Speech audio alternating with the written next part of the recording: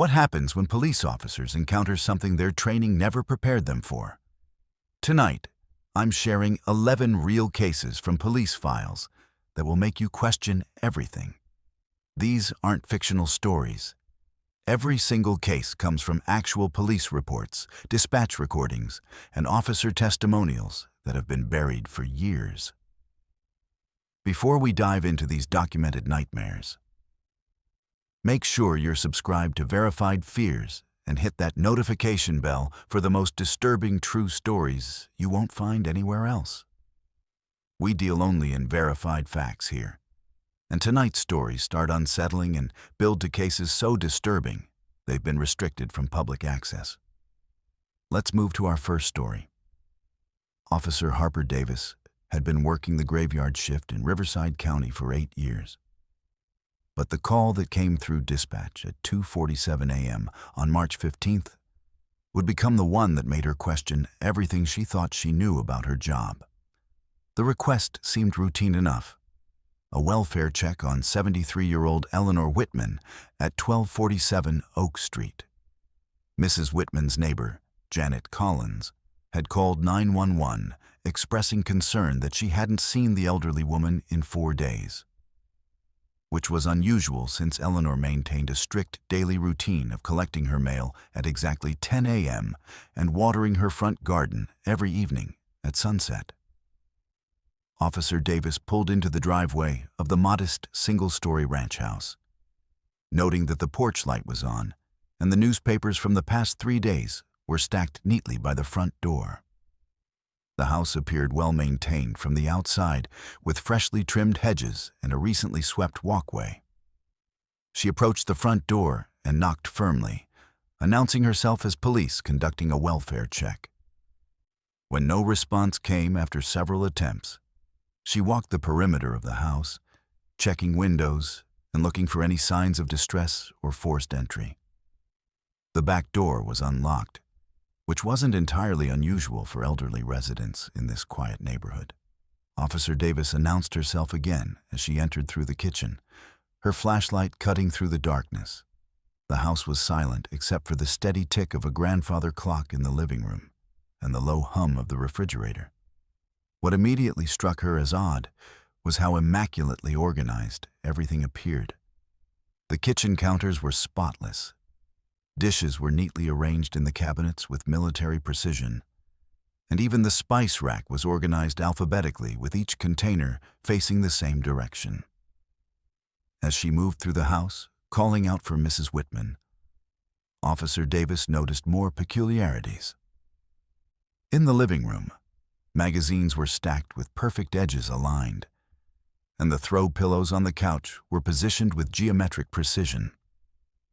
The television remote sat at an exact 90-degree angle to the coffee table edge.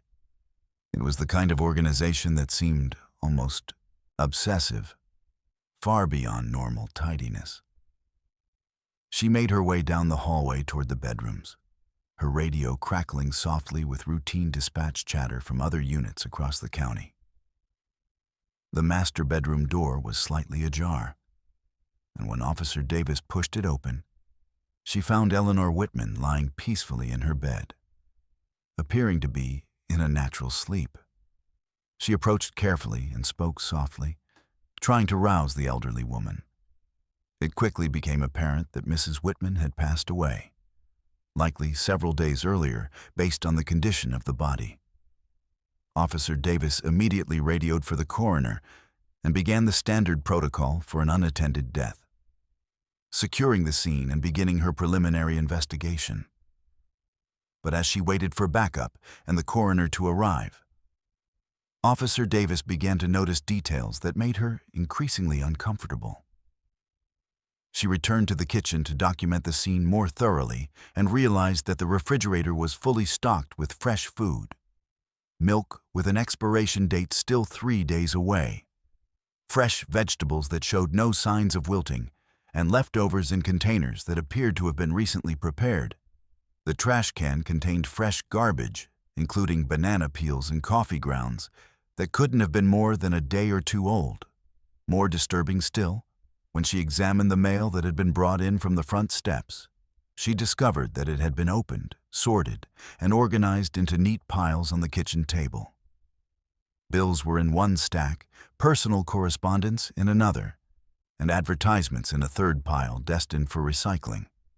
Someone had been maintaining Mrs. Whitman's household routine even after her death, and they had been doing it with an attention to detail that suggested intimate knowledge of her personal habits.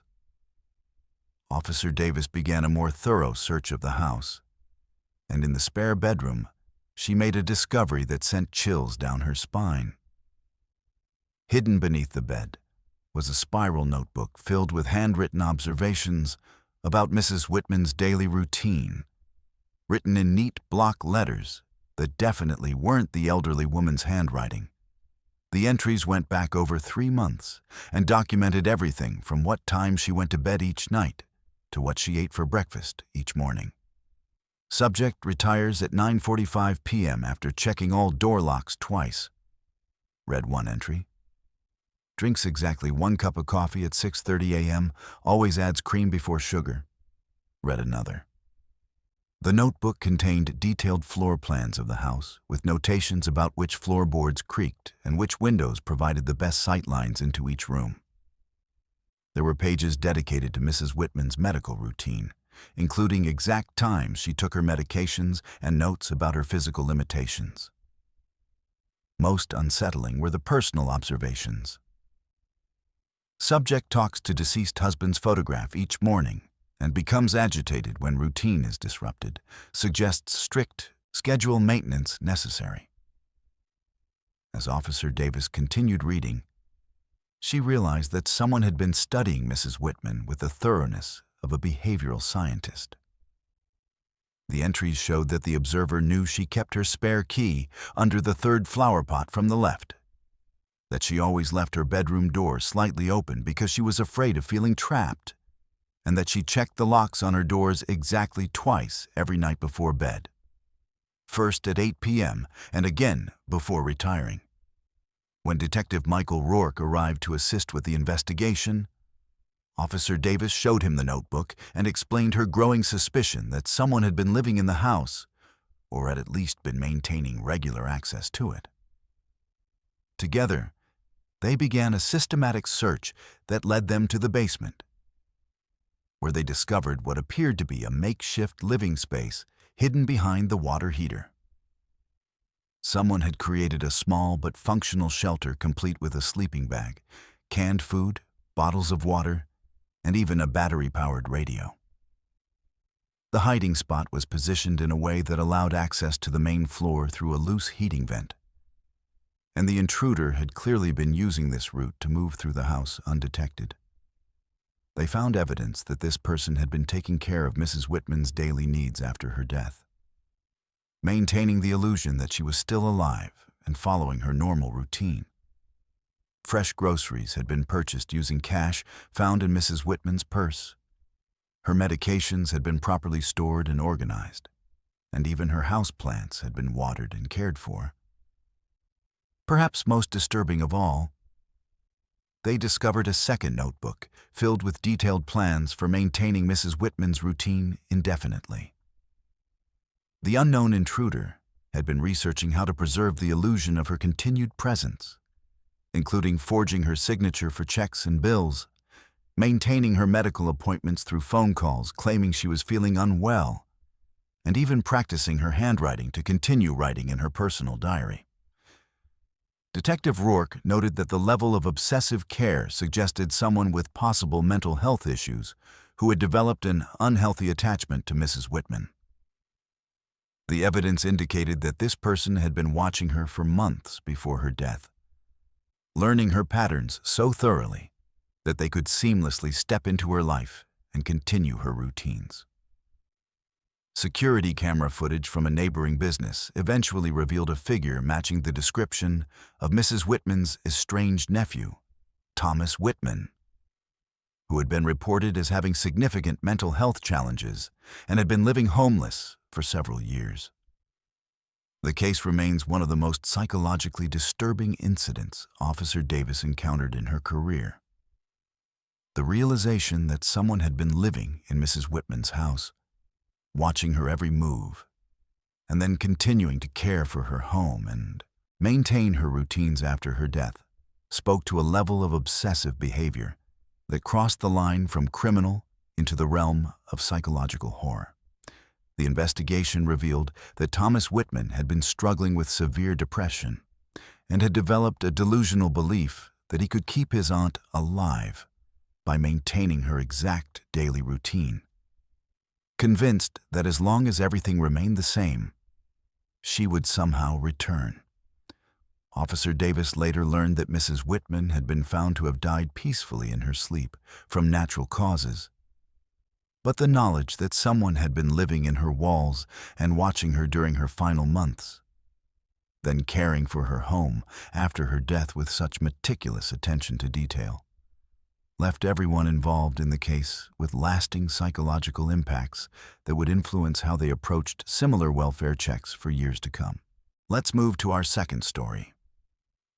State Trooper Samuel Rodriguez was conducting routine patrol along Highway 301 at 3:17 a.m. on August 22nd, when he clocked a silver sedan traveling 89 miles per hour in a 65-mile-per-hour zone. The highway was nearly deserted at that hour, with only the occasional long-haul trucker making their way through the rural stretch of road that connected two small farming communities. What should have been a straightforward speeding violation turned into one of the most disturbing traffic stops of Trooper Rodriguez's 15-year career. The driver, a 34-year-old man named David Crenshaw, pulled over immediately when Rodriguez activated his emergency lights and appeared cooperative as the trooper approached the vehicle. Crenshaw was well-dressed in business casual attire, clean-shaven, and spoke politely when Rodriguez asked for his license and registration. Nothing about his demeanor suggested anything out of the ordinary, and he explained that he was driving home from visiting his sick mother in the next county over. However, as Rodriguez returned to his patrol car to run the license check, he noticed that Crenshaw kept glancing nervously at something in his back seat and seemed unusually anxious for someone facing a simple speeding ticket. The license check came back clean with no outstanding warrants or violations. But Rodriguez's instincts told him something wasn't right about the situation. He had learned to trust those instincts over his years of highway patrol, and he decided to return to the vehicle for a closer look. When he approached the driver's side window again, he asked Crenshaw to step out of the vehicle for a field sobriety test, explaining that his nervousness and the late hour warranted additional precautions. As Crenshaw exited the vehicle, Rodriguez noticed that the man was carrying a small digital camera and kept looking back at his car with an expression that seemed more protective than nervous. During the brief sobriety check, which Crenshaw passed without issue, Rodriguez observed several items visible through the vehicle's windows that raised immediate red flags. On the passenger seat was a thick manila folder, and scattered throughout the back seat were what appeared to be surveillance photographs and printed maps with various locations marked in red ink. Rodriguez asked for permission to search the vehicle, and when Crenshaw hesitated and began to stammer about his rights, the trooper explained that he could either consent to the search or wait for a warrant to be obtained. Faced with the prospect of a longer delay and more scrutiny, Crenshaw reluctantly agreed to the search. What Rodriguez discovered in that vehicle would lead to one of the largest stalking investigations in the county's history. The manila folder contained over 300 high-resolution photographs taken with a telephoto lens, documenting the daily routines of 12 different families living in a subdivision, approximately 20 miles from where the traffic stop occurred. The photographs showed children playing in backyards, families having barbecues, couples sitting on their porches, and people going about their normal daily activities, all taken from concealed positions that allowed the photographer to remain undetected. More disturbing were the detailed notes accompanying each photograph. Crenshaw had documented work schedules, school pickup times, grocery shopping patterns, and even intimate details like which bedrooms children slept in and what time lights were typically turned off each night. He had created detailed profiles of each family member, including their names, ages, vehicles they drove, and personal habits he had observed during months of surveillance. In the back seat, Rodriguez found a collection of maps marking the locations of each house, with notations indicating the best vantage points for observation and photography. Crenshaw had identified which houses had security systems, which had dogs, and which residents were most vigilant about locking doors and closing blinds. He had even noted the schedules of local police patrols in the area and which streets provided the quickest escape routes. Perhaps most chilling was the discovery of what Crenshaw called his hunting schedule, a meticulously planned calendar spanning the next 3 months that detailed when and where he intended to escalate his surveillance activities. The schedule included entries like Miller family vacation, August 28th to September 4th, house empty, opportunity for interior reconnaissance, and Thompson daughter starts college September 15th. Mother will be alone most evenings. Rodriguez also found evidence that Crenshaw had been inside several of the homes he was watching. Photographs showed interior rooms, personal belongings, and even images of children's bedrooms taken from inside the houses. Some of the photos had timestamps indicating they were taken in the middle of the night while the families were sleeping. The realization that this man had been entering homes and photographing sleeping children sent shockwaves through the investigating team. The digital camera contained over 1,000 additional images, spanning nearly 8 months of surveillance activity. Crenshaw had been systematically studying these families with the thoroughness of a military intelligence operation. He knew their vulnerabilities, their schedules, their fears, and their blind spots. The investigation revealed that he had no apparent connection to any of the families he was stalking. He had simply chosen them based on their perceived accessibility and the layout of their neighborhood. When Detective Lisa Murphy arrived to assist with processing the evidence, she discovered that Crenshaw had been using multiple vehicles for his surveillance activities, including a borrowed pickup truck and a rented van with tinted windows. He had invested thousands of dollars in professional surveillance, equipment including night vision cameras, listening devices, and GPS tracking equipment that he had placed on some of the family's vehicles. The interrogation of Crenshaw revealed a deeply disturbed individual who had become obsessed with what he called studying normal family life. He claimed that he had grown up in an abusive household and was fascinated by watching functional families go about their daily routines. However, his detailed planning and the escalating nature of his activities suggested intentions that went far beyond mere observation. Detective Murphy noted that Crenshaw had been building detailed intelligence files that would have allowed him to commit virtually any crime against these families with minimal risk of detection. He knew when they would be home alone, when they were most vulnerable, and how to access their properties without being seen. The investigation revealed that he had been practicing what appeared to be dry runs for home invasions, timing how long it took him to access different entry points and testing security systems. The case took an even darker turn when investigators discovered that Crenshaw had been in contact with other individuals online who shared his obsession with surveillance and had been sharing photographs and information about his target families. The FBI became involved when it was discovered that this network of individuals had been trading surveillance information about families across multiple states, creating a database of potential victims that spanned the entire southeastern United States.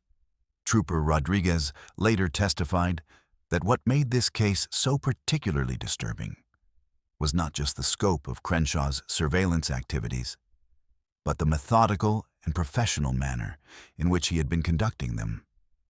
The man had turned stalking into a sophisticated intelligence-gathering operation that demonstrated patience, planning, and resources that suggested this was far more than a simple obsession.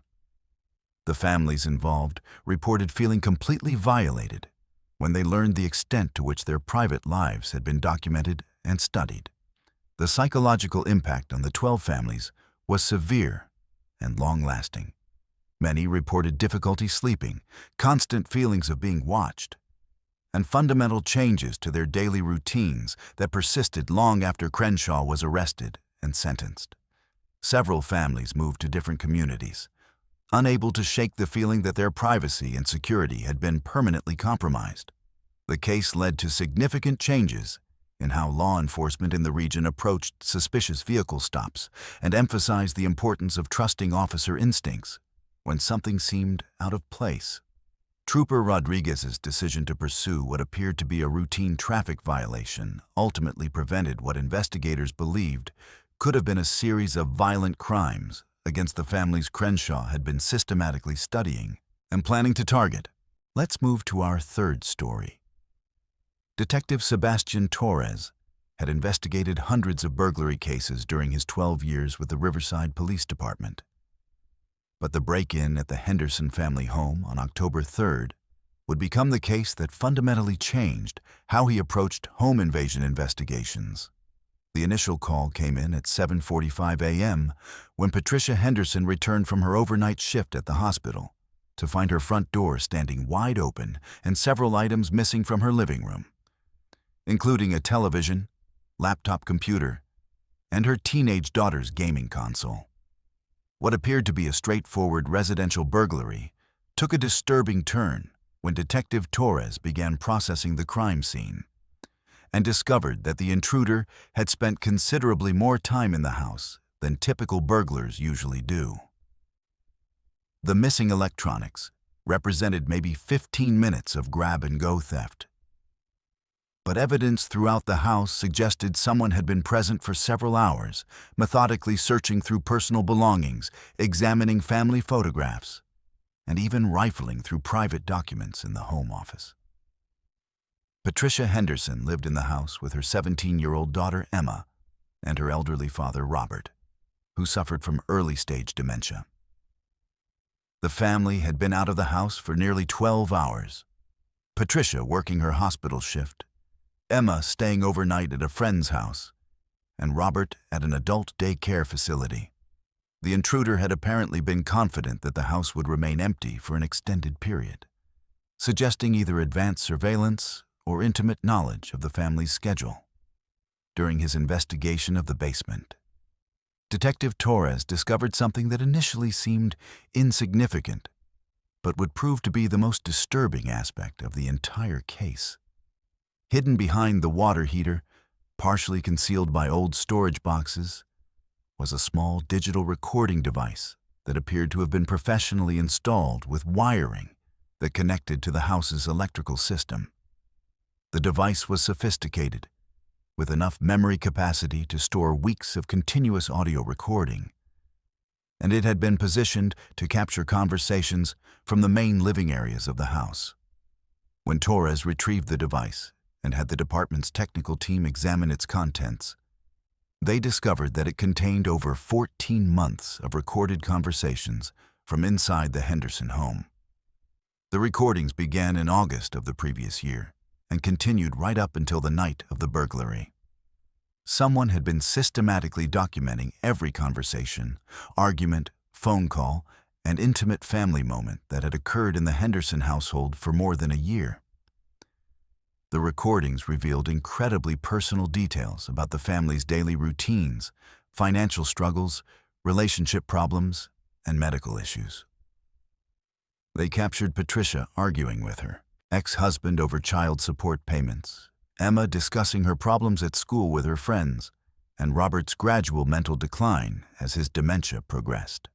The unknown person had been privy to medical appointments, family disputes, and even Patricia's private phone conversations with her doctor about her father's condition. More unsettling was the discovery that the recordings contained a second voice. Someone who had been in the basement listening to the family's conversations and providing running commentary on their lives, like a twisted narrator commenting on a television show. This unknown person could be heard making observations about the family's behavior, predicting their actions, and even expressing opinions about their personal choices and relationships. Detective Torres worked with audio specialists to analyze the commentary voice, and what they discovered sent chills through the entire investigative team. The unknown person demonstrated an intimate knowledge of the family's history, referencing events and relationships that weren't discussed in the recorded conversations. This person knew about Patricia's divorce proceedings, Emma's academic performance, and Robert's medical treatment in detail that suggested they had access to information beyond what could be gathered from simply listening to household conversations. The commentary included disturbing observations like, "Patricia always checks the locks twice when she's worried about money," and "Emma hides her diary in the same place her mother used to hide hers when she was that age." The unknown person seemed to know the family better than they knew themselves, making predictions about their behavior that proved accurate in subsequent recordings. As the investigation progressed, Detective Torres discovered that the intruder had been physically present in the house on multiple occasions over the 14-month period. The recordings captured the sounds of someone moving through the house, opening doors, and even using the bathroom facilities. On several occasions, the family could be heard reacting to unexplained noises, but they had attributed these sounds to the house settling or to Robert's dementia-related confusion. The technical analysis revealed that the intruder had installed additional recording devices throughout the house, including in Emma's bedroom and Patricia's private bathroom. The person had been documenting not just conversations, but the family's most private moments. Recordings captured Emma talking to herself while doing homework, Patricia crying alone in her room after difficult days at work, and Robert's confused middle-of-the-night wandering episodes. Perhaps most disturbing was the discovery that the intruder had been using the information gathered from the recordings to manipulate the family's life circumstances. The recordings revealed instances where the person had called Patricia's workplace anonymously to report that she was needed at home urgently, forcing her to leave work early. They had also called Emma's school claiming to be a relative reporting a family emergency, causing the teenager to miss important exams. Detective Torres found evidence that the intruder had been stealing small amounts of money from the house over time, taking just enough to create financial stress, but not enough to be immediately noticed. The person had also been subtly rearranging personal belongings and leaving small signs of their presence that were designed to make the family members question their own memory and mental stability, particularly targeting Robert's dementia-related confusion. The investigation revealed that the recordings contained detailed discussions about the family's insurance policies, bank account information, and Patricia's work schedule at the hospital. The intruder had been gathering intelligence that could be used for identity theft, insurance fraud, or planning additional crimes. They had recorded Patricia giving her social security number over the phone, discussing her ATM PIN number with her father, and providing personal information to various service providers. When forensic specialists examined the basement more thoroughly, they discovered evidence that someone had been living in the crawl space beneath the house for extended periods. The space had been modified with basic amenities, including battery-powered lighting, food storage, and even a makeshift toilet facility. The person had created a hidden living area that allowed them to monitor the family continuously while remaining completely undetected. The recordings captured the intruder's increasingly obsessive behavior over the 14-month period. Early recordings showed someone who seemed content to simply observe and listen, but later entries revealed growing delusions about being part of the family. The person began referring to the family members by possessive terms and expressed anger when they made decisions that the intruder disapproved of. Detective Torres noted that the case represented a level of psychological invasion that went far beyond typical burglary or stalking cases. The intruder had essentially been living parallel to the Henderson family, experiencing their daily lives in real time and developing delusional relationships with people who had no idea of their existence. The psychological impact on the family was severe, with all three members requiring extensive counseling to deal with the violation of their privacy and the knowledge that their most intimate moments had been observed and recorded. The investigation ultimately led to the arrest of Carl Hendricks, a former maintenance worker who had serviced the house's heating system approximately 15 months before the discovery. Hendricks had used his legitimate access to the basement to install the recording equipment and had been returning to the house regularly through a hidden entrance he had created in the foundation. The case highlighted the vulnerability of private homes to sophisticated surveillance and the lasting psychological damage that such invasions of privacy can cause to victims who believed their homes were safe and secure. Let's move to our fourth story.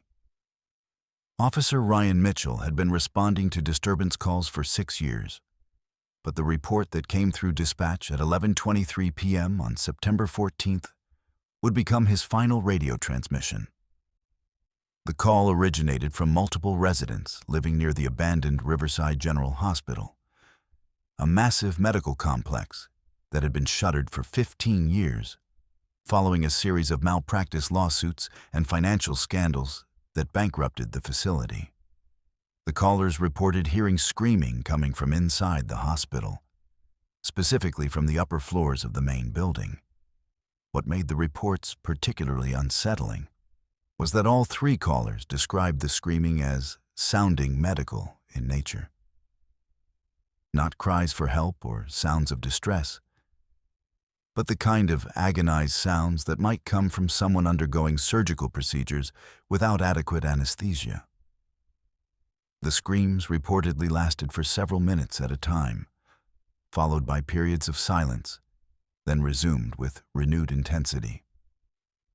Officer Mitchell arrived at the hospital complex at 11:41 p.m. and immediately radioed dispatch to confirm his location. The facility consisted of 5 interconnected buildings spread across 12 acres, with the main hospital tower rising 8 stories above the surrounding medical offices and treatment facilities. The entire complex had been secured with chain-link fencing and no trespassing signs. But vandals and urban explorers had created numerous access points over the years. Mitchell's initial radio transmission described the exterior of the building as appearing completely dark except for what seemed to be flickering lights on the 4th and 5th floors of the main tower. He noted that his patrol car's headlights were reflecting off windows that should have been boarded up, suggesting that someone had removed the plywood barriers that had sealed the building since its closure. The officer reported that he could indeed hear faint sounds coming from inside the complex, though he couldn't immediately identify their source or nature.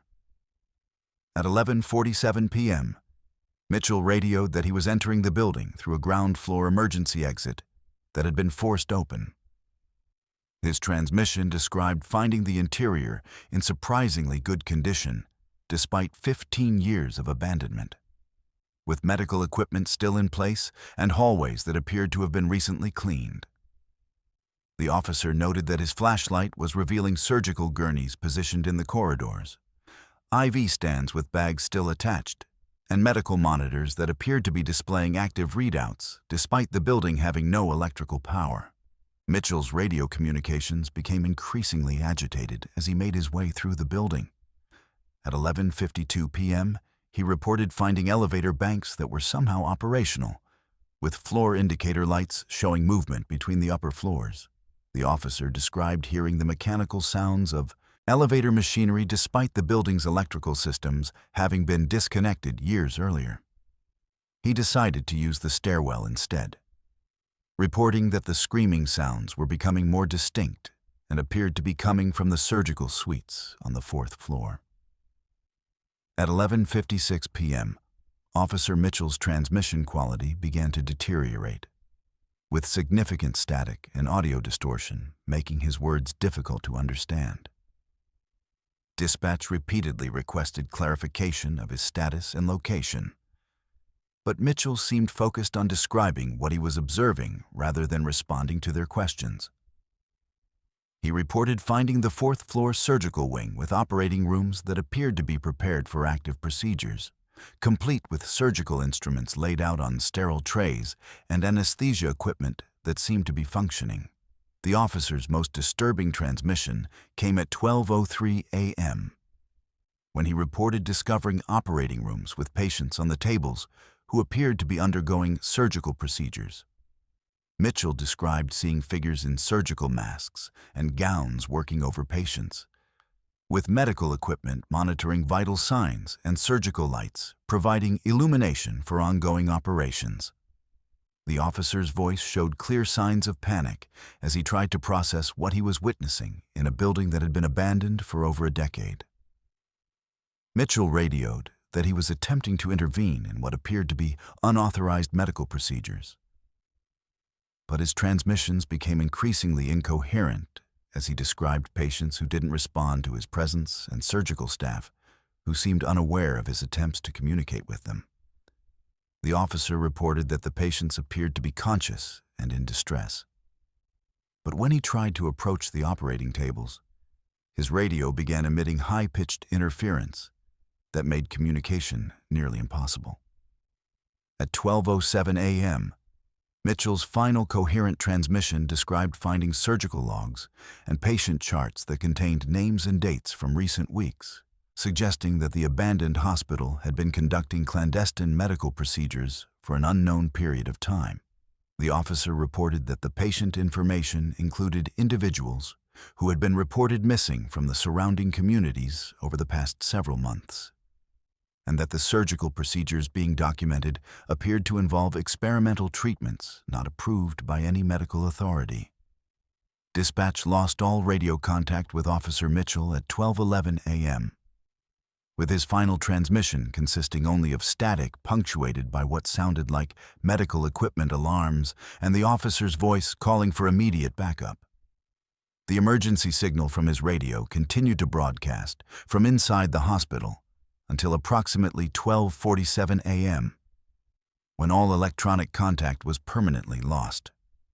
Backup units arrived at the scene within minutes of losing contact, but their search of the hospital complex found no trace of Officer Mitchell or his equipment. The building appeared completely abandoned, with no signs of recent activity, no medical equipment, and no evidence that anyone had been inside the facility for years. The surgical suites that Mitchell had described in detail were found to be empty rooms with boarded windows and floors covered in debris and decay. The search for Officer Mitchell continued for weeks, involving state police, federal investigators, and specialized urban search and rescue teams. Every floor of the hospital complex was systematically examined, along with the basement levels, utility tunnels, and surrounding grounds. No trace of the officer was ever found, despite the fact that his radio signal had been definitively tracked to the building's interior during his final transmissions. Detective Captain Susan Walsh, who supervised the investigation, noted that the case raised disturbing questions about what Mitchell had actually encountered inside the hospital. Audio analysis of his radio transmissions revealed background sounds that were consistent with active medical equipment, including heart monitors, ventilators, and surgical suction devices. Technical experts confirmed that the sounds were authentic medical equipment audio, not recordings or artificial reproductions. The investigation discovered that Riverside General Hospital had been the subject of numerous complaints and investigations during its final years of operation, including allegations of unauthorized experimental procedures and patient abuse. Several former staff members had reported witnessing surgical procedures that violated medical ethics standards, and there were unresolved questions about patients who had disappeared from the facility shortly before its closure. Local residents continued to report hearing screaming and seeing lights in the abandoned hospital for months after Officer Mitchell's disappearance. But subsequent police investigations found no evidence of activity inside the building. The facility was eventually demolished in a controlled implosion 8 months later, officially due to structural safety concerns. though many believed the decision was influenced by the unexplained events surrounding Mitchell's disappearance. The case remains officially classified as a missing person investigation, but Officer Mitchell was declared dead in absentia after 7 years.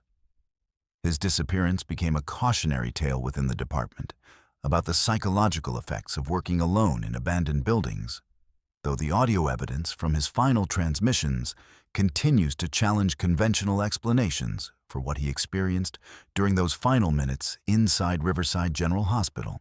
Let's move to our fifth story. Crime scene photographer Detective Olivia Cross had documented thousands of disturbing scenes during her 10 years with the Metropolitan Police Department. But nothing had prepared her for what she discovered when officers responded to a missing child report at 1847 Maple Drive on November 8th. 7-year-old Sophie Martinez had vanished from her bedroom sometime during the night. And when her frantic parents called 911 at 6:30 a.m., they reported that her window was open and the screen had been carefully removed from the outside. The initial investigation of the Martinez home revealed no signs of forced entry or struggle, which was unusual for child abduction cases. Sophie's bedroom appeared undisturbed, except for her absence, with her bed neatly made and her favorite stuffed animals arranged precisely on her pillows. Detective Cross began photographing the scene systematically, documenting every detail that might provide clues about the child's disappearance. The breakthrough came when Detective Cross noticed something odd about the house directly across the street from the Martinez residence. While photographing the exterior of Sophie's bedroom window to document potential sight lines and access points, she observed that the house at 1852 Maple Drive had an unusual number of windows, with thin curtains that seemed to provide a clear view into the Martinez home. More troubling was the fact that several windows appeared to have been modified with what looked like observation equipment positioned behind the glass. The house belonged to 42-year-old Martin Kepler, a retired postal worker who had lived alone since his mother's death 3 years earlier. When Detective Cross and her partner, Detective Luis Ramirez, approached the house to conduct a routine canvass for witnesses, Kepler initially refused to allow them inside, claiming he had been asleep all night and hadn't seen or heard anything suspicious.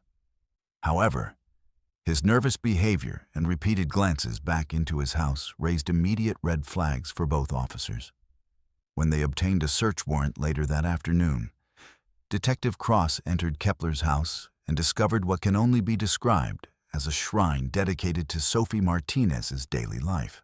The living room had been converted into an observation post with high-powered telescopes, cameras with telephoto lenses, and detailed charts documenting Sophie's routines, including what time she woke up, when she left for school, what she ate for breakfast, and even which toys she played with in her backyard.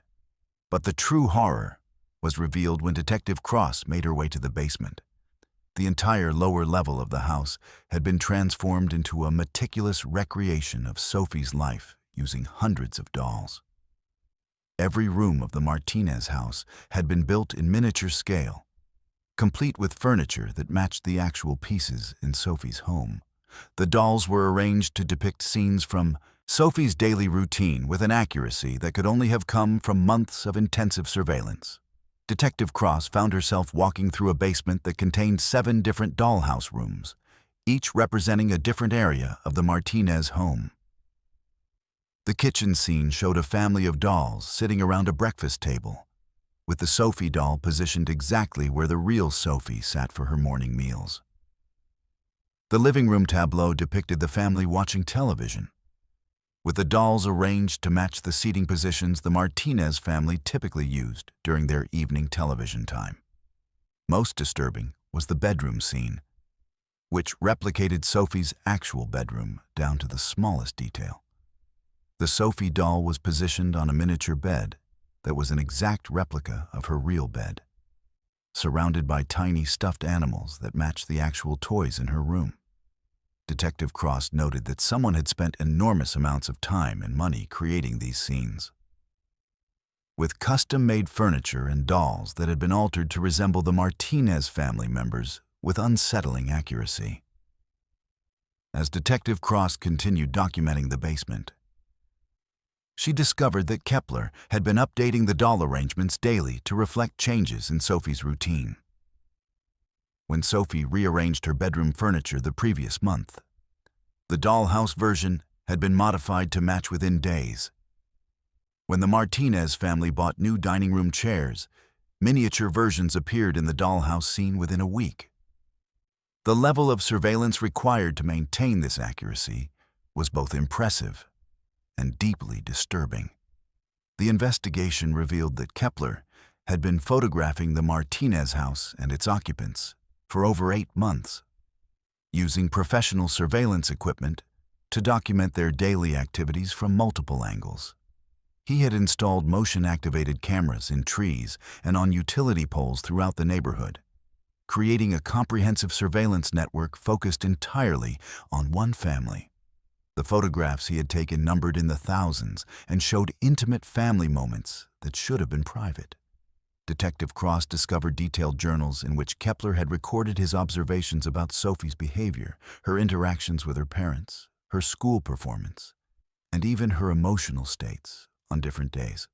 The entries revealed a man who had developed an obsessive delusion that he was Sophie's protector, and that her parents were inadequate caregivers who didn't appreciate what a special child they had. The dollhouse scenes became increasingly disturbing as Detective Cross examined them more closely. Some of the tableaux depicted scenarios that hadn't actually occurred, suggesting that Kepler was using the dolls to act out fantasies about Sophie's life. Several scenes showed the Sophie doll separated from the parent dolls, positioned in rooms by herself or interacting with a male doll that didn't correspond to any member of the Martinez family. In Kepler's bedroom, Detective Cross found detailed architectural plans of the Martinez house, including measurements of rooms, locations of windows and doors, and notations about security systems and locks. Kepler had been planning some form of intervention in Sophie's life for months, and the missing child investigation suggested that he had finally acted on those plans. The evidence indicated that he had been practicing entering and exiting the Martinez house through Sophie's bedroom window using a ladder he had specifically purchased for that purpose. The search of Kepler's property revealed a hidden room in the basement behind a false wall, where Detective Cross made the most chilling discovery of the entire investigation.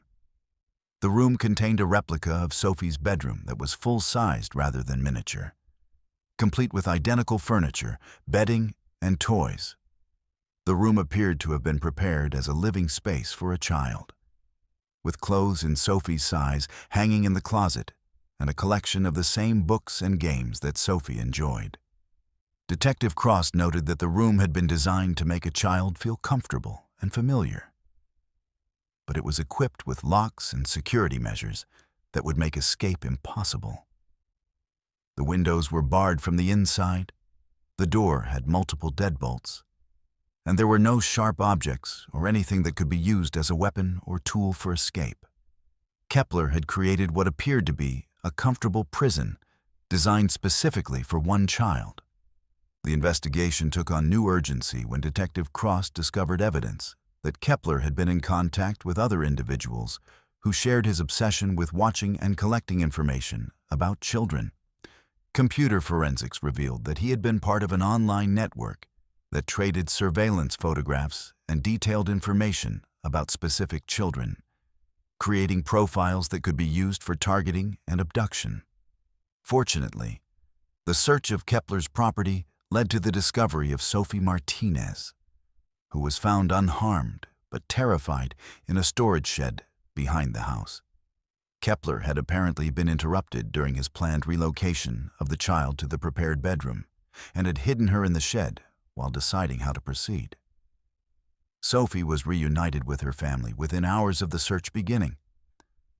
But the psychological impact of the ordeal and the knowledge of how extensively she had been watched and studied would require months of counseling. The case against Martin Kepler revealed a level of obsessive behavior and planning that shocked even experienced investigators. Detective Cross testified that the dollhouse scenes and surveillance evidence showed a man who had been living vicariously through a child's life for months, creating elaborate fantasies about being part of her world while planning to make those fantasies reality through abduction. The Firkin's psychological evaluation of Kepler revealed a deeply disturbed individual who had developed what experts described as a surrogate parent delusion. Convincing himself that Sophie needed to be rescued from her actual family and protected by someone who truly understood and appreciated her. The dollhouse scenes had served as a rehearsal space where he could practice different scenarios and work through his plans for integrating Sophie into the alternate reality he had created. Detective Cross noted that the case highlighted the vulnerability of children to sophisticated surveillance and the importance of recognizing signs that someone might be conducting extended observation of a family. The Martinez case led to increased awareness in the community about protecting children's privacy and the potential dangers posed by individuals who might be watching and studying their daily routines with malicious intent. Let's move to our sixth story. Forest Ranger Carlos Mendoza had been working the Pine Ridge Wilderness area for 18 years. But the call he received at 4:15 a.m. on October 12th would challenge everything he thought he knew about the remote forest he had patrolled for nearly 2 decades. The emergency dispatch came from multiple hikers who had been camping in different sections of the forest, all reporting the same phenomenon: trees that appeared to be screaming in human voices throughout the night, creating a symphony of anguish that echoed through the mountain valleys. Officer Daniel Peterson from the county sheriff's department was assigned to assist Ranger Mendoza in investigating what initially seemed like either a prank or possibly injured hikers lost in the wilderness. The reports described screaming that began around midnight and continued until dawn, with voices that sounded distinctly human but seemed to be coming from within the trees themselves rather than from people who might be trapped or injured in the forest. When Officer Peterson and Ranger Mendoza met at the Pine Ridge trailhead at first light, they immediately noticed something that hadn't been reported by the hikers: dozens of missing person flyers that had been nailed to trees along the main hiking trail. What made this discovery particularly unsettling was that none of these flyers had been there the previous day when Mendoza had completed his routine patrol of the area. Someone had spent the night systematically posting these flyers throughout several miles of forest trails. The missing person flyers weren't the typical homemade notices that concerned families might post when someone failed to return from a hiking trip. These were professional quality documents with high-resolution photographs, detailed physical descriptions, and information about when and where each person was last seen. More disturbing was the fact that many of the flyers bore dates going back over a decade, suggesting that someone had been collecting information about missing hikers for years and had decided to display this collection overnight. As Officer Peterson and Ranger Mendoza hiked deeper into the forest, following the trail of flyers, they discovered that the postings became more frequent and more detailed the further they traveled from the main trail. In the remote sections of the forest, they found flyers that contained information not typically included in standard missing person reports. Detailed descriptions of the missing individual's hiking equipment, their planned routes, their camping preferences, and even personal information about their families and home addresses. The investigation took a darker turn when they realized that several of the flyers featured photographs of people who had never been officially reported missing.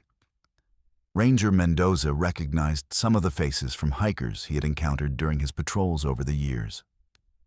People who had signed trail registers, stopped to chat about trail conditions, or asked for directions to specific camping areas. Someone had been systematically photographing and documenting hikers who visited the Pine Ridge area, creating detailed profiles of people who had no idea they were being studied. Officer Peterson noted that the flyers were arranged in a specific pattern that seemed to follow the topography of the forest. Missing persons from recent years were posted along the main trails, while older cases were placed in increasingly remote locations that required extensive hiking experience to reach. The arrangement suggested that someone had intimate knowledge of the forest's geography and had been using the terrain to organize what appeared to be a comprehensive database of missing hikers. The most chilling discovery came when they found a cluster of flyers posted around a remote camping area known as Devil's Bowl, a natural depression surrounded by steep rock formations that created an isolated valley deep in the wilderness. The flyers in this location were different from the others. They contained updated information about missing persons cases, including details about search efforts, family investigations, and even police findings that shouldn't have been available to the general public. Some of the flyers included handwritten notes that suggested the person posting them had been present during the disappearances or had witnessed events related to the missing hikers. One flyer for a hiker who had vanished 3 years earlier contained a note stating, "Saw him arguing with park rangers about unauthorized camping on." October 15th seemed agitated about something they wouldn't discuss. Another included the observation, "Family stopped searching after 6 months, but continued to receive her text messages for 2 weeks after disappearance." Ranger Mendoza contacted the families of several missing hikers whose flyers they had discovered, and learned that none of them had posted the materials or authorized anyone else to do so. More troubling, several families reported that the information on the flyers included details about their missing relatives that they had never shared with authorities or made public. Someone had been conducting independent investigations into these disappearances and had access to information that should have been known only to immediate family members. The investigation expanded when they discovered that the flyers were being continuously updated with fresh information. When Officer Peterson and Ranger Mendoza returned to the forest 3 days later, they found that several of the postings had been modified with new details, additional photographs, and updated contact information. Someone was actively maintaining this display and had been monitoring the area to know when law enforcement had discovered their work. Forest Service records revealed that the Pine Ridge area had an unusually high number of missing person cases compared to other wilderness areas of similar size and difficulty level. Over the past 15 years, 23 hikers had disappeared in the region, with search efforts recovering only 4 bodies and finding no trace of the remaining 19 individuals. The discovery of the flyers suggested that someone had been tracking these disappearances with obsessive detail and possibly had knowledge about what had happened to the missing hikers. The investigation took an even more disturbing turn when trail cameras installed by the Forest Service captured footage of someone visiting the flyer locations at night. The individual appeared to be familiar with the camera locations and took care to avoid being clearly photographed. But the footage showed someone systematically checking each posting, making modifications, and adding new materials to the display. Audio analysis of the screaming sounds reported by hikers revealed that they were indeed human voices, but they appeared to be recordings being played through speakers hidden throughout the forest. The voices belonged to different individuals and included calls for help, expressions of pain and fear, and what sounded like final messages from people who believed they were going to die. Technical experts determined that the recordings had been made in outdoor settings with acoustic properties consistent with the Pine Ridge Forest area. The investigation ultimately revealed that a former Forest Service employee named Thomas Blackwood had been using his knowledge of the wilderness area to monitor hikers and document their activities for over a decade. Blackwood had been dismissed from his position 7 years earlier following complaints about inappropriate interactions with female hikers. But he had continued to spend most of his time in the forest, conducting unauthorized surveillance of visitors. Evidence found at Blackwood's remote cabin revealed that he had been intercepting distress calls from lost hikers using illegal radio equipment, allowing him to monitor search and rescue communications and gather information about missing person cases before authorities could respond effectively. The missing person flyers represented his twisted method of memorializing hikers who had disappeared under circumstances that he had either witnessed or potentially influenced. The case raised serious questions about the safety of remote wilderness areas and the potential for individuals with specialized knowledge to exploit isolated locations for criminal purposes. Officer Peterson noted that Blackwood's intimate familiarity with the forest terrain and his ability to monitor emergency communications had given him significant advantages in avoiding detection while conducting his disturbing activities. The psychological evaluation of Thomas Blackwood revealed a man who had developed an obsessive relationship with the wilderness area and viewed himself as its unofficial guardian, keeping detailed records of everyone who entered his territory and becoming increasingly agitated by what he perceived as intrusions into his domain. The screaming sounds and missing person flyers represented his attempt to warn hikers away from areas he considered his exclusive territory, while simultaneously documenting those who had failed to heed his warnings. The investigation led to the recovery of personal effects from several missing hikers hidden throughout the forest. But Thomas Blackwood died in custody before he could be fully interrogated about the fate of the 19 individuals whose disappearances he had been documenting. The case remains one of the most disturbing examples of how remote wilderness areas can be exploited by individuals with specialized knowledge and malicious intent, leaving families without answers about their missing loved ones and highlighting the vulnerability of hikers in isolated forest regions. Let's move to our 7th story. Detective Lieutenant Maria Santos had investigated over 200 homicide cases during her 15-year career with the Metropolitan Police Department.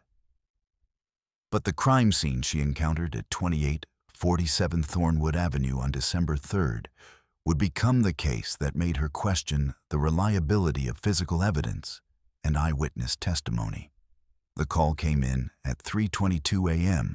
when neighbors reported hearing screaming and breaking glass from the residence of 60-year-old retired art teacher Helen Marceau. When Detective Santos arrived at the scene with her partner, Detective Robert Kim, they found Helen Marceau's body in the living room of her Victorian-era home, surrounded by what appeared to be hundreds of mirrors of various sizes covering every wall, ceiling, and available surface.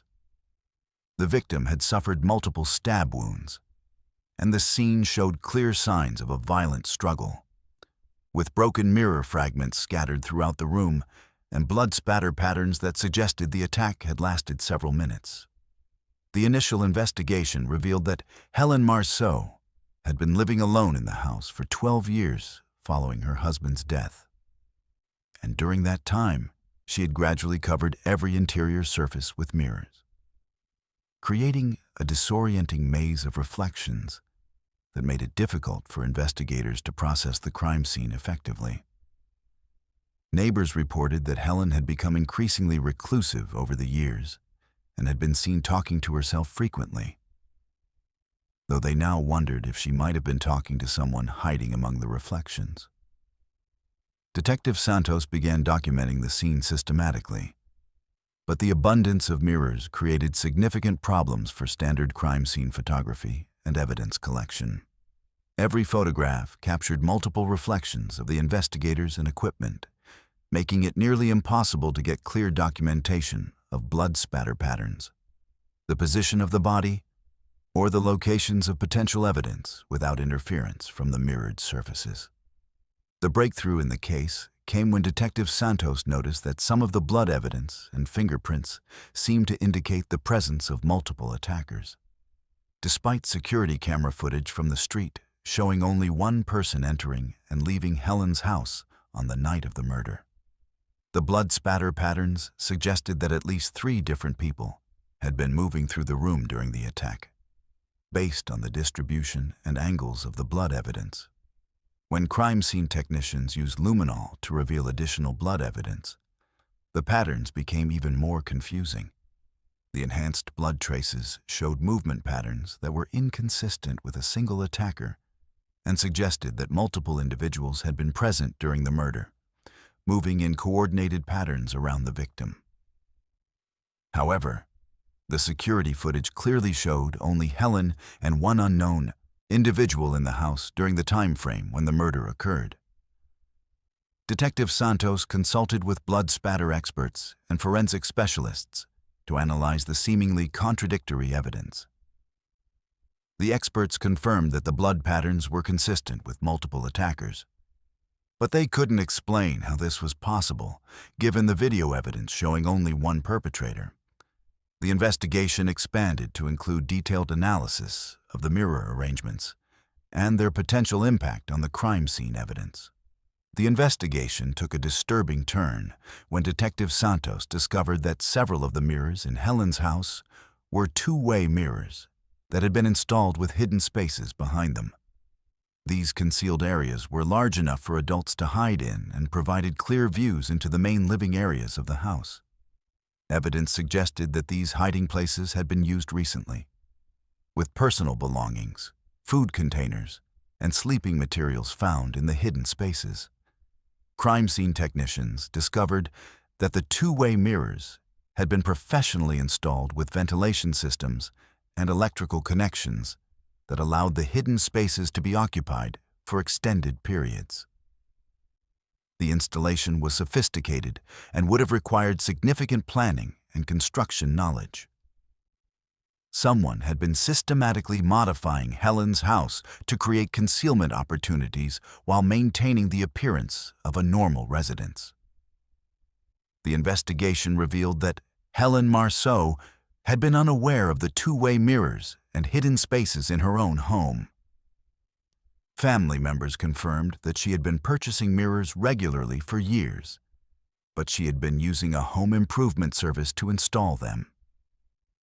The service had been replacing some of her regular mirrors with two-way versions and creating the hidden spaces without her knowledge or consent.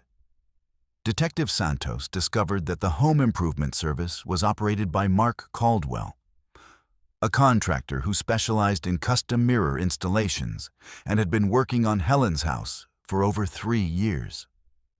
Caldwell had been using his legitimate access to the house to create a network of hiding places that allowed him and potentially other individuals to observe Helen's daily activities without detection. The murder weapon was found hidden behind one of the two-way mirrors, along with evidence that multiple people had been using the concealed spaces to watch Helen over an extended period. Personal items belonging to at least 3 different individuals were discovered in the hidden areas, suggesting that Caldwell had been allowing other people to use the house as a voyeuristic observation post. DNA evidence recovered from the hidden spaces matched multiple individuals with criminal records related to stalking and voyeurism. The investigation revealed that Caldwell had been operating what amounted to a paid surveillance service, charging individuals for the opportunity to observe Helen's private activities from the concealed spaces behind her mirrors. The night of the murder, security camera footage showed only one person entering Helen's house. But Detective Santos determined that at least 2 other individuals had already been hiding in the concealed spaces for days before the attack occurred. The murder had been carried out by multiple attackers who had been lying in wait, using the hidden spaces to coordinate their assault without being detected by external surveillance. The blood evidence that had initially seemed contradictory was actually accurate. Multiple attackers had indeed been present during the murder.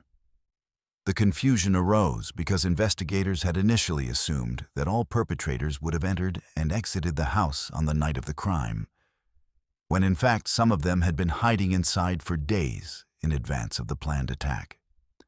Detective Santos learned that Helen Marceau had begun to suspect that someone was watching her in the weeks before her death. Family members reported that she had been complaining about feeling like she was being observed and had mentioned hearing noises in the walls and strange sounds coming from areas where no one should have been present. Her growing paranoia about being watched had actually been accurate perception of the surveillance she was unknowingly subjected to. The investigation revealed that Helen had discovered evidence of the hidden spaces just days before her murder.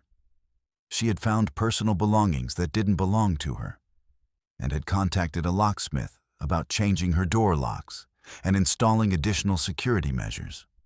The timing of her murder suggested that the individuals using the hidden spaces had become aware of her discovery and had acted to prevent her from exposing their activities.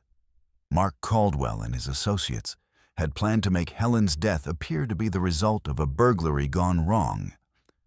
But their use of multiple attackers coordinating from hidden positions had created blood evidence patterns that were inconsistent with a simple break-in.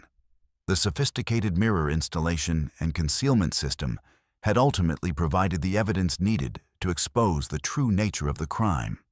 The psychological evaluation of the perpetrators revealed individuals who had developed obsessive voyeuristic behaviors and had been willing to pay significant amounts of money for the opportunity to observe Helen's private activities.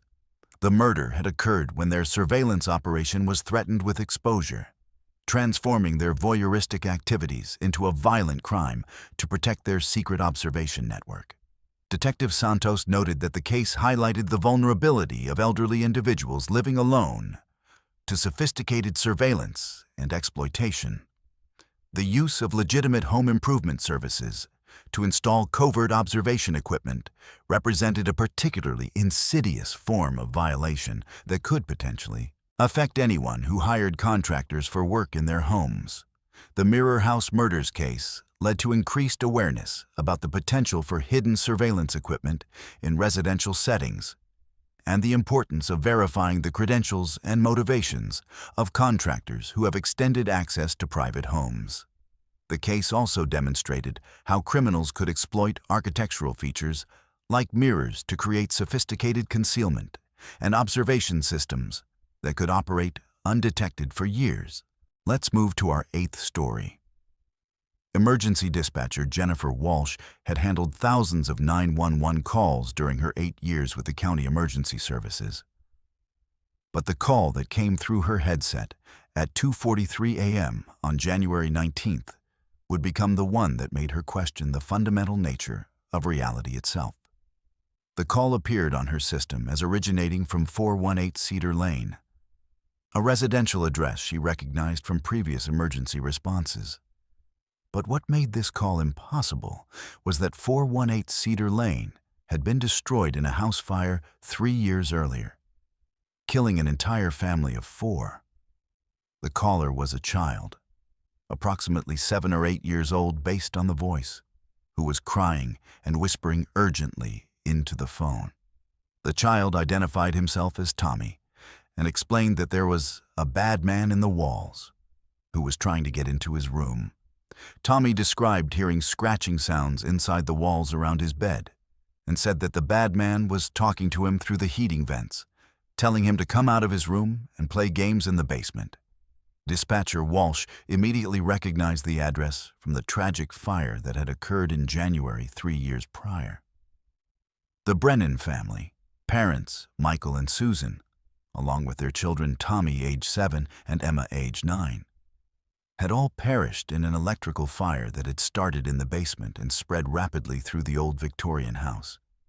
The fire department had been unable to save anyone, and the house had been completely destroyed, with only the foundation remaining as a reminder of the tragedy.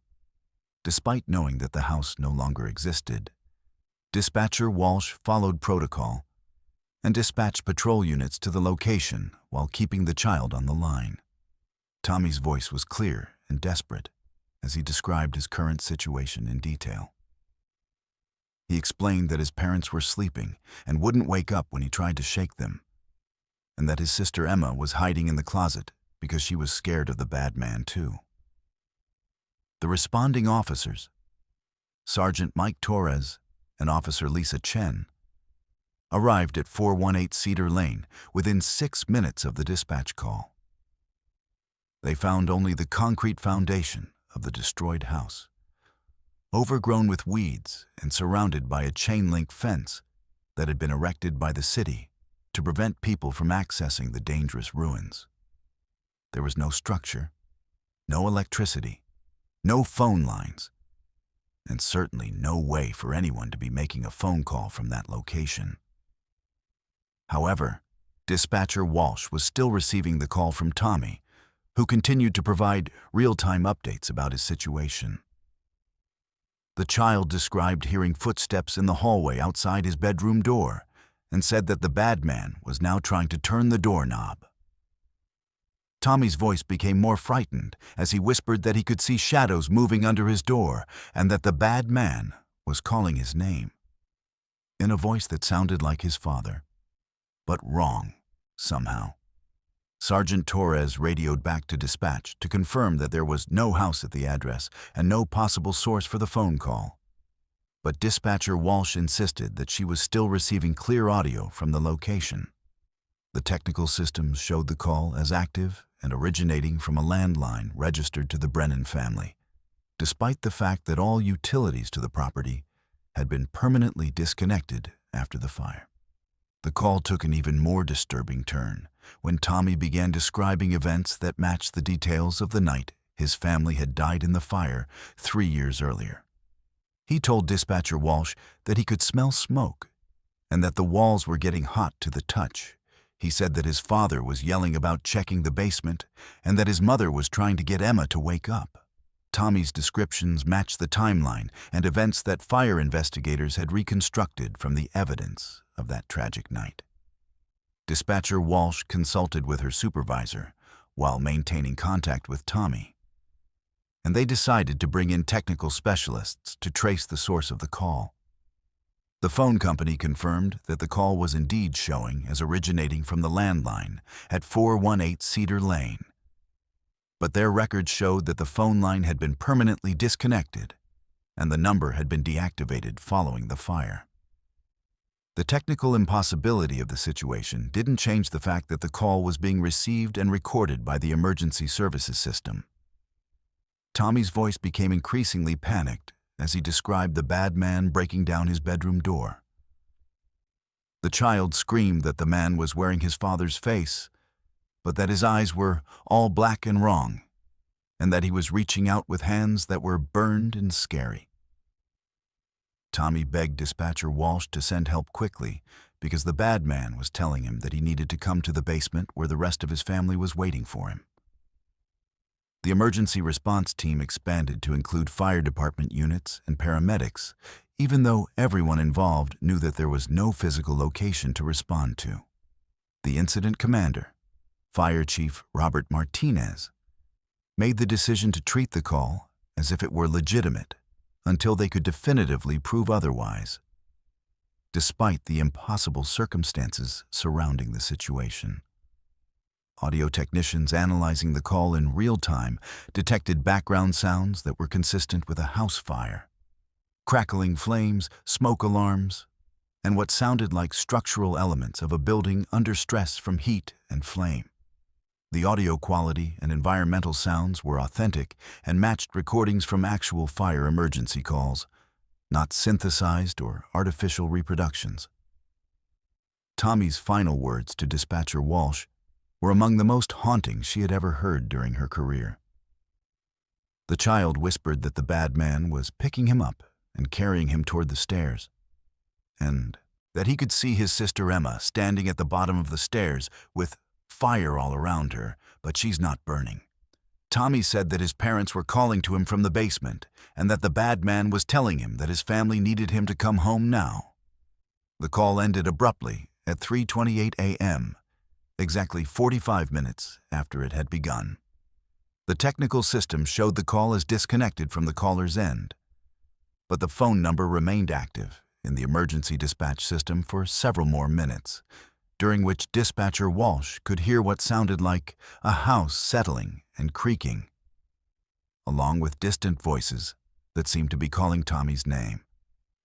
Follow-up investigation by the police department's technical crimes unit confirmed that no phone call had actually been placed from 418 Cedar Lane, despite the clear recordings and documentation in the emergency dispatch system.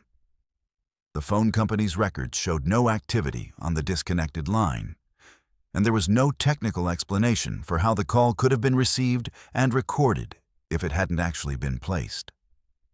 The incident was investigated by multiple agencies, including the State Police Technical Crimes Unit and Federal Communications Specialists. All technical analysis confirmed that the recorded call was authentic and had not been altered or artificially created. But there was no physical explanation for how a call could originate from a location that no longer had phone service or electrical infrastructure. Dispatcher Walsh required counseling following the incident and eventually transferred to a different department because she continued to receive what appeared to be calls from the Brennan family number, always during the early morning hours around the anniversary of the fire. The calls would last for several minutes and featured the voices of family members describing their final moments in the burning house. But technical analysis could never identify the source of the transmissions. The case became a training example for emergency dispatchers about the psychological stress that can result from handling traumatic calls. But the technical evidence supporting the authenticity of the impossible phone call remained unexplained. The incident raised disturbing questions about the nature of emergency communication systems and whether traumatic events could somehow leave impressions that continue to manifest through electronic systems long after the original tragedy had ended. The 418 Cedar Lane property was eventually sold to the city and converted into a memorial park dedicated to fire safety education. But residents in the surrounding neighborhood continued to report hearing what sounded like a family calling for help during the early morning hours on the anniversary of the Brennan family fire. Emergency dispatchers in the area were briefed about the case and instructed to report any calls that appeared to originate from the former address. But no additional incidents were officially documented, though several dispatchers reported receiving brief calls that seemed to consist only of children's voices asking for help before the line went dead. Let's move to our 9th story. Detective Captain Rachel Morrison had supervised community policing initiatives for over 12 years. But the investigation that began with a routine harassment complaint at 1456 Willow Creek Drive would expose one of the most systematic and coordinated stalking operations she had ever encountered. The complaint was filed by 34-year-old software engineer David Chen, who reported that his neighbors had been conducting what appeared to be organized surveillance of his family for the past 6 months. Chen's initial report seemed like a typical neighbor dispute that might be resolved through mediation. He claimed that residents throughout his subdivision were watching his house, photographing his family's activities, and coordinating their movements to ensure that someone was always observing his property. Chen described feeling like he was living in a fishbowl, with neighbors timing their outdoor activities to coincide with his family's comings and goings. Detective Morrison initially approached the case with skepticism, as paranoia about neighbor surveillance was a common complaint that usually stemmed from mental health issues or misunderstandings about normal community activities. However, when she began interviewing other residents of Willow Creek subdivision, she discovered evidence that Chen's concerns were not only legitimate, but far more extensive and disturbing than he had realized. The investigation revealed that approximately 47 residents of the 80-house subdivision had been participating in what they called a community safety initiative, focused specifically on monitoring the Chen family. The participants had organized themselves into shifts that provided 24-hour surveillance of the Chen residence, with detailed logs documenting every person who entered or left the property, every delivery that was made, and every vehicle that visited the house. Detective Morrison discovered that the surveillance operation had been coordinated through a private social media group called Willow Creek Watchers that had been active for over 8 months. The group's posts revealed a level of organization and documentation that rivaled professional surveillance operations. Members shared photographs, license plate numbers, delivery schedules, and detailed observations about the Chen family's daily routines, preferences, and behavior patterns. The posts in the Willow Creek Watchers group showed that the surveillance had gradually escalated from casual observation to systematic behavior modification attempts. Early posts focused on documenting what members considered to be inappropriate activities, such as loud music, late-night visitors, or failure to maintain yard care standards. However, more recent posts revealed deliberate efforts to influence the Chen family's behavior through coordinated psychological pressure. Detective Morrison found evidence that neighborhood residents had been timing their outdoor activities to create constant visibility around the Chen house, ensuring that family members felt watched whenever they stepped outside.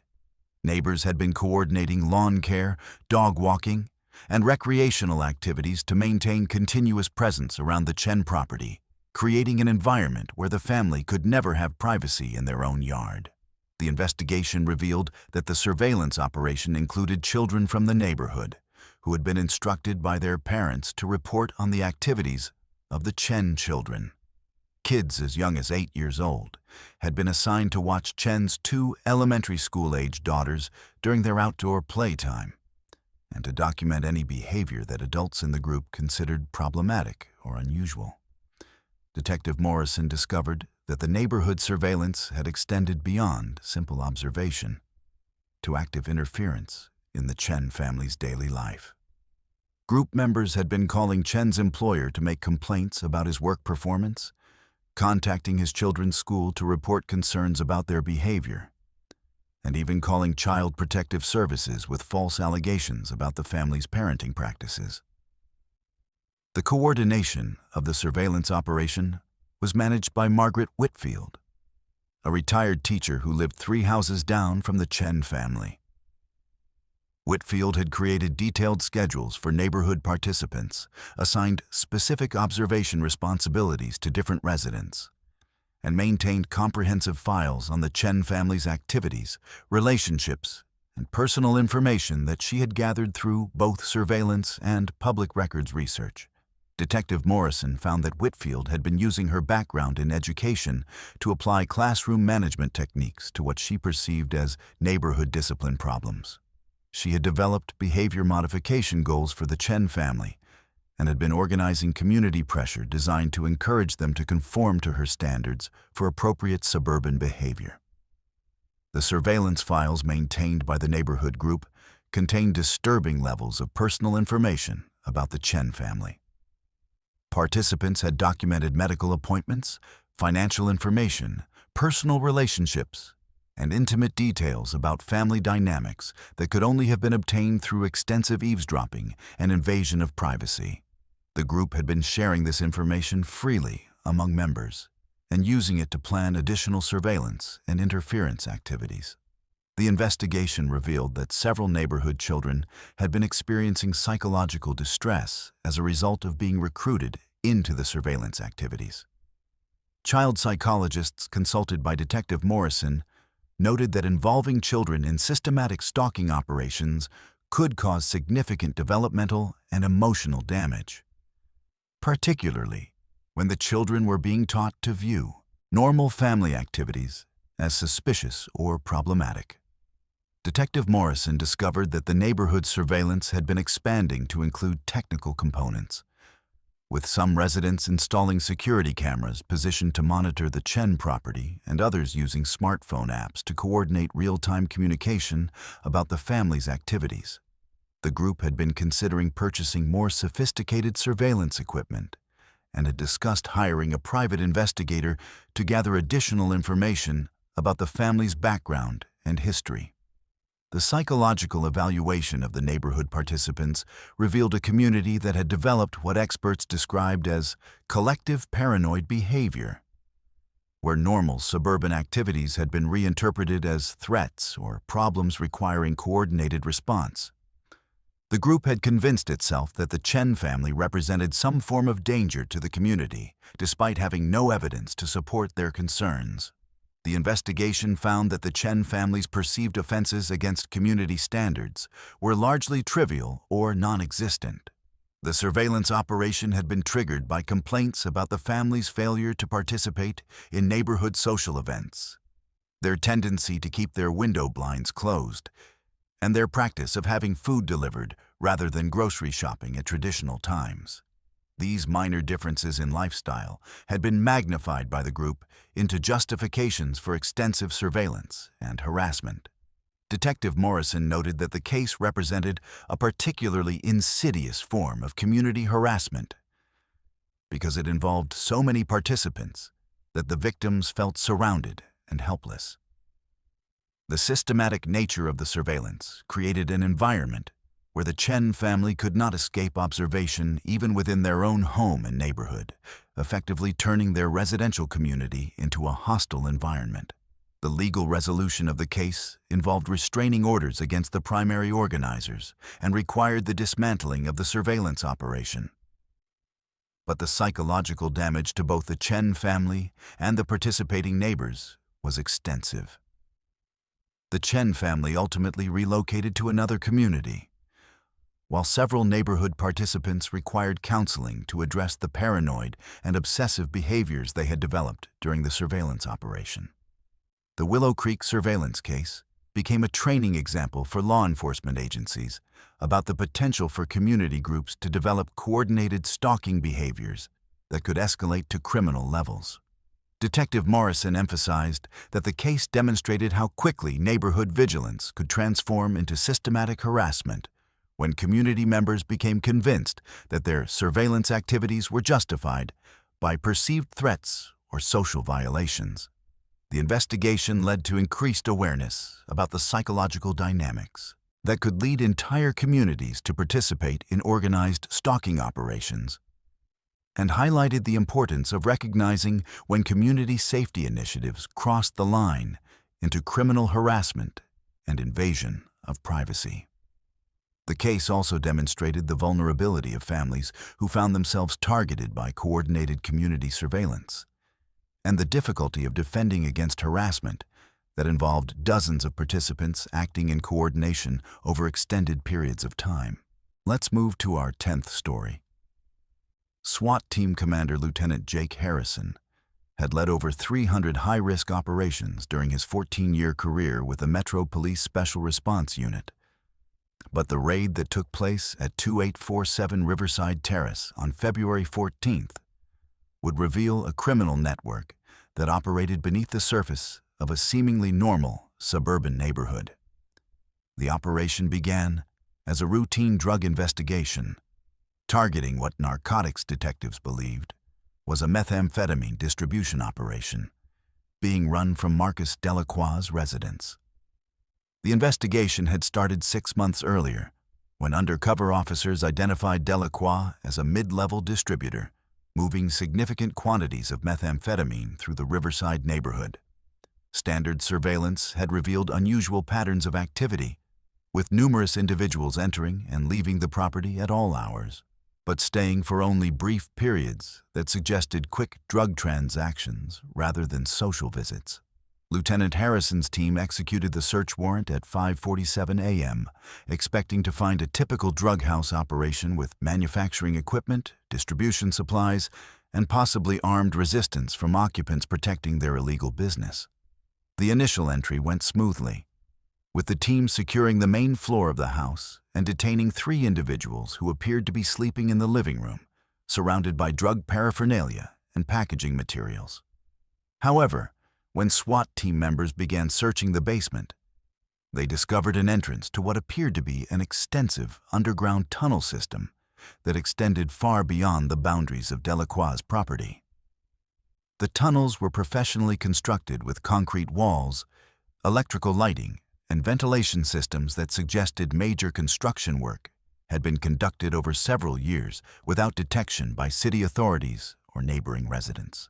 Lieutenant Harrison immediately called for additional units and specialized equipment as his team began exploring the underground network.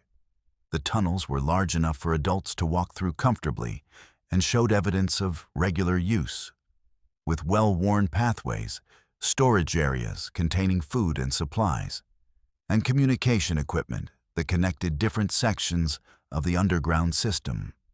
The investigation revealed that the tunnel network connected at least 12 different houses in the Riverside neighborhood, creating an underground transportation and communication system that allowed individuals to move between properties without being detected by surface surveillance.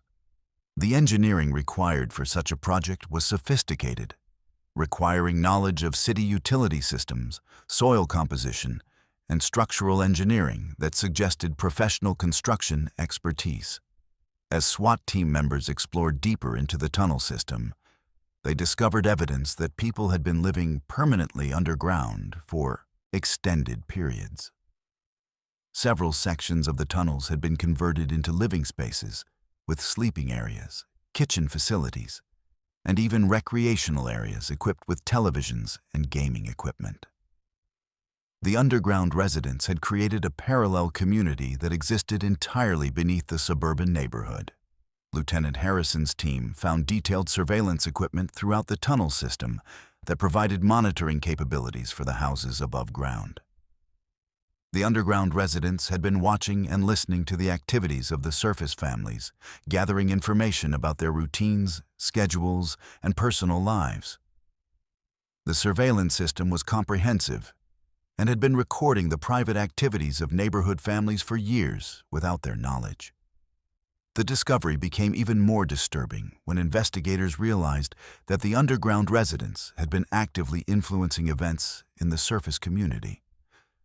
They had been intercepting mail, tampering with utility systems, and even entering homes at night while families were sleeping to rearrange belongings or steal small items that wouldn't be immediately missed. Detective Specialist Maria Gonzalez, who was called in to analyze the evidence, discovered that the underground community had been systematically studying the surface families and using their knowledge to manipulate neighborhood dynamics. They had been spreading rumors, creating conflicts between neighbors, and even orchestrating criminal activities that were designed to create distrust and fear among the surface residents. The investigation revealed that the underground residents had been operating a sophisticated criminal enterprise that went far beyond drug distribution. They had been conducting identity theft operations using information gathered from their surveillance of surface families, running illegal gambling operations in the underground spaces, and even providing hiding places for fugitives and wanted criminals who needed to disappear from law enforcement detection. Lieutenant Harrison noted that the underground community had developed its own social structure and hierarchy, with leaders who assigned responsibilities for different aspects of their criminal operations. The group had been recruiting new members from among homeless individuals and people with criminal backgrounds who were looking for places to hide from authorities, creating a growing population of underground residents. The tunnel system included sophisticated security measures designed to prevent detection and infiltration by law enforcement. The underground residents had installed motion sensors, communication systems, and even booby traps in certain sections of the tunnels that could alert them to intruders or allow them to seal off portions of the network if it became compromised. The investigation revealed that some surface residents had been aware of the underground activity and had been receiving payments in exchange for allowing access to their basements or utility areas. These collaborators had been helping to conceal the tunnel entrances and had been providing cover stories when neighbors noticed unusual activity or construction sounds coming from underground. Detective Gonzalez discovered that the underground community had been planning to expand their tunnel network to additional neighborhoods, with reconnaissance already conducted on properties in adjacent subdivisions. The group had been studying city infrastructure maps and had been identifying optimal locations for extending their underground transportation and communication systems. The psychological evaluation of the underground residents revealed individuals who had developed what experts described as a siege mentality, viewing the surface world as hostile territory that needed to be monitored and controlled. Many of the underground residents had criminal backgrounds or mental health issues that made them unsuitable for normal social integration, leading them to create an alternative society beneath the surface community. Lieutenant Harrison's team ultimately arrested 37 individuals who had been living in the tunnel system, though investigators believed that additional underground residents had escaped through tunnel sections that extended beyond the immediate search area. The tunnel network was so extensive that mapping its full scope required weeks of exploration using specialized underground search equipment. The case led to a comprehensive investigation of the entire Riverside neighborhood, with city engineers conducting surveys to identify all tunnel entrances and ensure that the underground construction hadn't compromised the structural integrity of surface buildings. Several houses were found to have been undermined by tunnel construction, creating safety hazards that required immediate remediation. The surface families who had been unknowingly monitored by the underground residents reported feeling profoundly violated when they learned the extent to which their private lives had been observed and documented. Many families experienced lasting psychological trauma from the knowledge that strangers had been watching them in their most intimate moments and had been manipulating their community relationships for years. The underground discovery case became a landmark investigation that highlighted the potential for criminal networks to operate in plain sight by utilizing underground infrastructure that remained invisible to normal law enforcement surveillance. Lieutenant Harrison emphasized that the case demonstrated the importance of investigating unusual activity patterns that might indicate more complex criminal operations than initially apparent.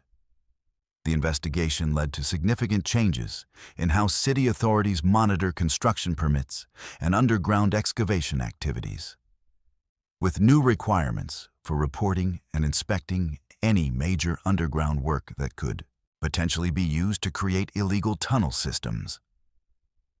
The case also highlighted the vulnerability of suburban communities to sophisticated criminal operations that could exploit the trust and normalcy that residents typically associated with their neighborhoods. Let's move to our 11th and final story. FBI Behavioral Analysis Unit Senior Agent Dr. Catherine Walsh had consulted on thousands of cases involving unexplained phenomena and psychological anomalies during her 22-year career. But the incident that began at 1247 Rosewood Drive on March 21st would become the case that fundamentally challenged her understanding of life, death, and the boundaries between psychological and supernatural phenomena. The initial response came when Officer Timothy Rodriguez arrived for a routine wellness check after neighbors reported that the Hartwell family hadn't been seen for several days. Despite their cars remaining in the driveway and lights continuing to turn on and off in the house according to their normal schedule. When Officer Rodriguez knocked on the front door at 2:15 p.m., he was greeted by 43-year-old Patricia Hartwell, who invited him inside for coffee and apologized for any concern their absence might have caused the neighbors. Patricia explained that the family had been dealing with a stomach virus that had kept them indoors, but that they were feeling much better and would resume their normal activities soon.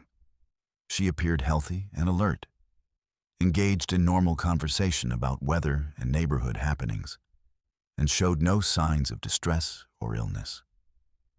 Officer Rodriguez conducted a brief walkthrough of the house and observed Patricia's husband David reading in the living room, their 16-year-old daughter Jessica doing homework at the kitchen table, and their 12-year-old son Michael playing video games in the family room.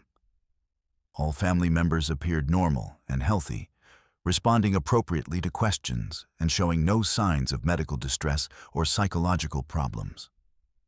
Rodriguez completed his wellness check and filed a routine report indicating that the family was safe and in good health.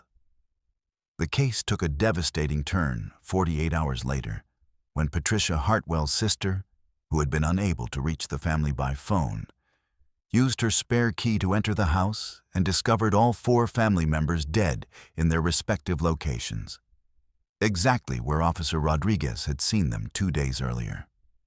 The medical examiner determined that the family had been deceased for approximately 72 hours, meaning they had already been dead for at least 24 hours when Officer Rodriguez conducted his wellness check and had normal conversations with all 4 family members. Dr. Walsh was called in to consult on the case when the initial investigation revealed that the medical evidence was irrefutable.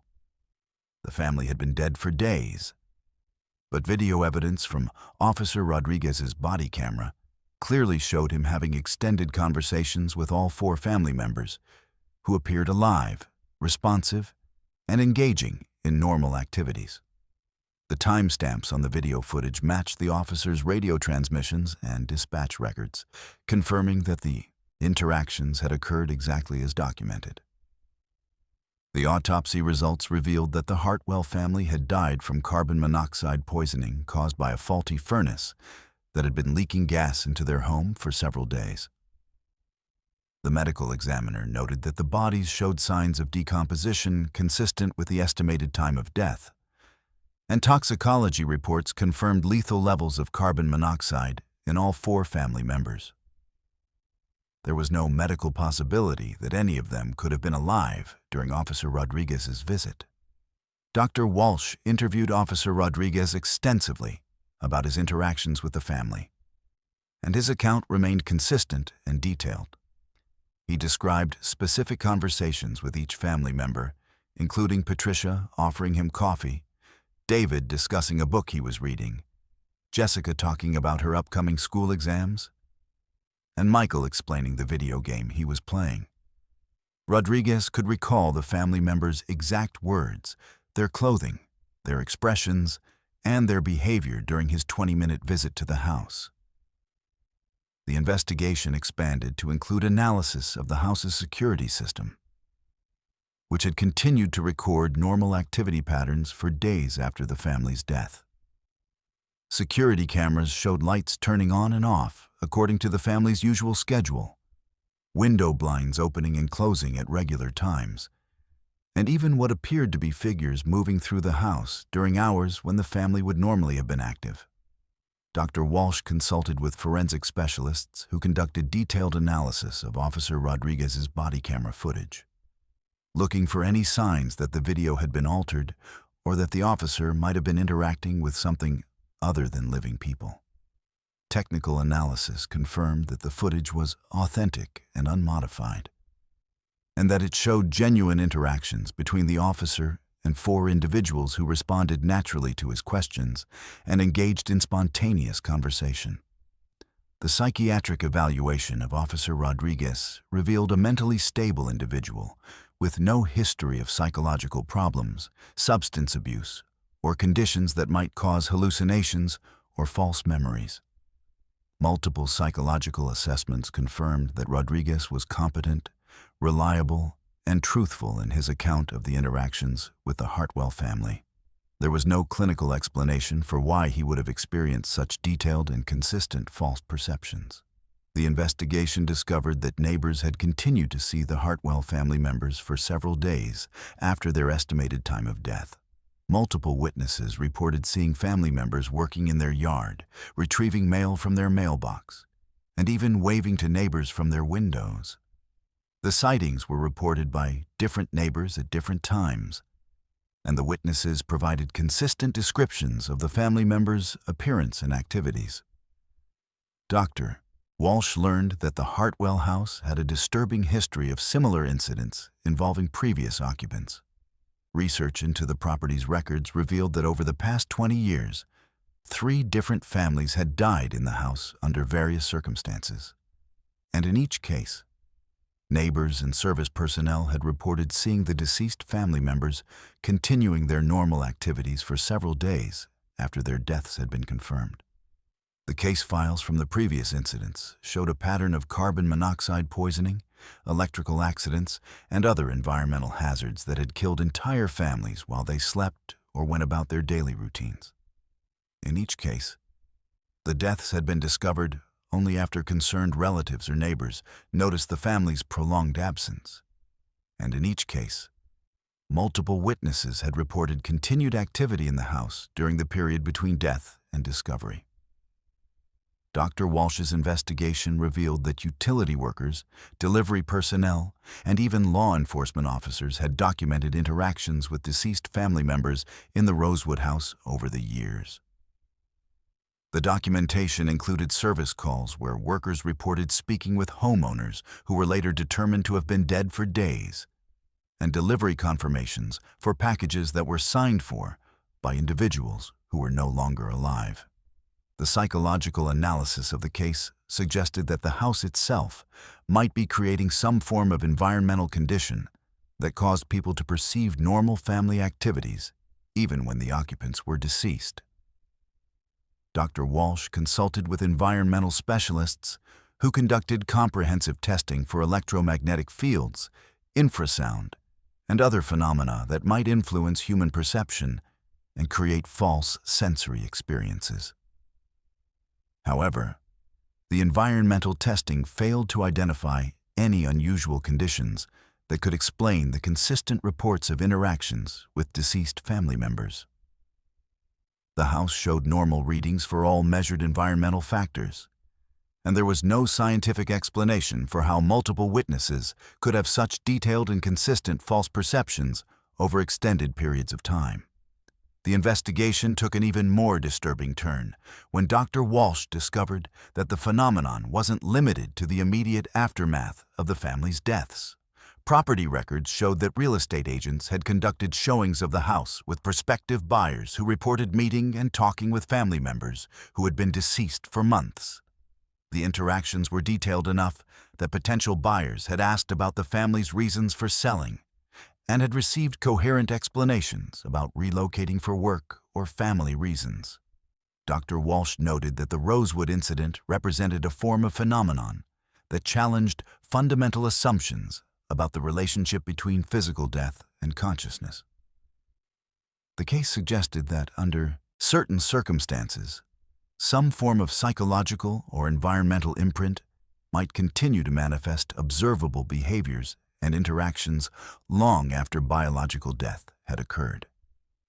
The house at 1247 Rosewood Drive was eventually demolished after the fourth family tragedy. But Dr. Walsh's investigation into the case led to the development of new protocols for law enforcement officers conducting wellness checks, including requirements for multiple verification methods when interacting with individuals in houses where deaths might have occurred. The Rosewood incident became classified as Case File Number 666 in the FBI's database of unexplained phenomena, representing one of the most thoroughly documented cases of apparent post-mortem activity that couldn't be explained through conventional psychological or scientific analysis. The case highlighted the importance of considering environmental and psychological factors that might influence perception during high-stress law enforcement situations, while acknowledging that some phenomena might exist beyond current scientific understanding.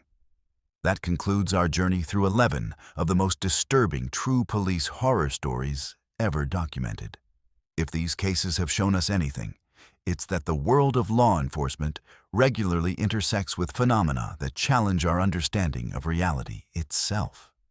These aren't works of fiction. They're documented cases from police files, coroner reports, and FBI databases that remind us that truth can indeed be stranger and more terrifying than fiction. I want to emphasize that every story you've heard tonight is based on real police documentation, witness testimonies, and official case files. The names have been changed to protect the privacy of those involved. But the events themselves happened exactly as described.